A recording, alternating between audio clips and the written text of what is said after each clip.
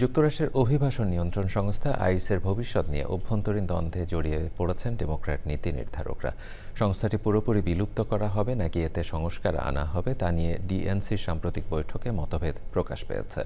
মধ্যবর্তী নির্বাচনের ঠিক আগে অভিবাসন নীতি নিয়ে দলের এই অবস্থান বেশ গুরুত্বপূর্ণ বলে মনে করছেন রাজনৈতিক বিশ্লেষকরা।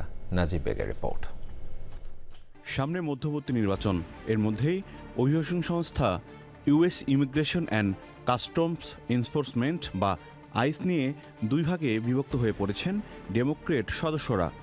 ডিএনসির গ্রীষ্মকালীন সভায় সংস্থাটি বিলুপ্ত করার পাশাপাশি সংস্কারের আহ্বান জানিয়ে দুটি পৃথক প্রস্তাব পাশ হয়েছে। প্রশাসনের কঠোর অভিবাসন নীতির তীব্র বিরোধিতা করলেও প্রগতিশীল ও মধ্যপন্থী ডেমোক্রেটদের মূল মতভেদ তৈরি হয়েছে সংস্থাটির অস্তিত্ব রক্ষা বিল নিয়ে। সম্প্রতি আইসের গুলিতে একাধিক প্রাণহানির পর একে বিলুপ্ত করার দাবি আরও জোরালো হয়ে ওঠে। ডিএনসিসির সদস্য মিশেল জনসনের মতে, সিদ্ধান্ত নিতে ভয় পাওয়ার কারণে মানুষ তাদের ওপর আস্থা রাখতে পারছেন না।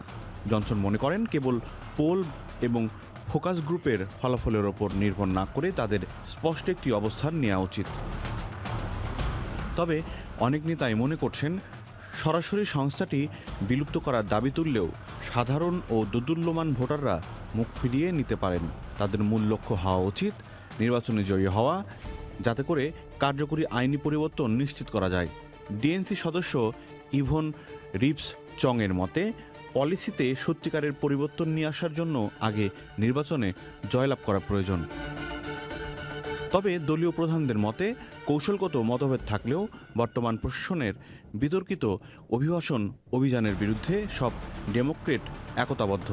প্রস্তাবগুলো দলের চূড়ান্ত পলিসি নির্ধারণ না করলেও নির্বাচনে যত এগিয়ে আসবে অভিবাসন ও আইস সংক্রান্ত নীতি ডেমোক্রেটদের জন্য বড় পরীক্ষা হয়ে দাঁড়াবে বলে মনে করছেন বিশ্লেষকরা। নাজিব বেগ, চ্যানেল আই।